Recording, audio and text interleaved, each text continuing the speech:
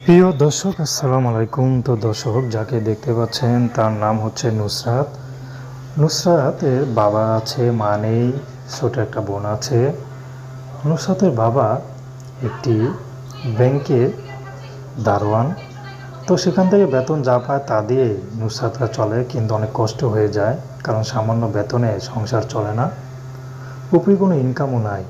তো বর্তমানে নুসরাতের বিয়ের বয়স হয়েছে, বিয়ে শাদী করতে হবে, অভাবে সংসার। নুসরাত চাচ্ছে ভালো একটা মানুষ যদি তার জীবনে আসতো, তাহলে তাকে জীবনসঙ্গী করতো। সে যে বয়সের হোক, যেমন চেহারার হোক না কেন, তার মনটা যদি ভালো হয় আর কিছু লাগবে না। তো নুসরাতের অনেক বিয়ের ঘর আসে, কিন্তু অভাবে সংসার কে বিয়ে করে? যারা বিয়ে করতে আসে তারাই যৌতুক চায়। তো নুসরাত চাচ্ছে কোনো বিবাহিত বা কোনো মধ্যবয়স্ক পুরুষ, কারণ তারা সংসারে মায়া মহব্বত বোঝে, বা তারা যৌতুক ছাড়া বিয়ে করে।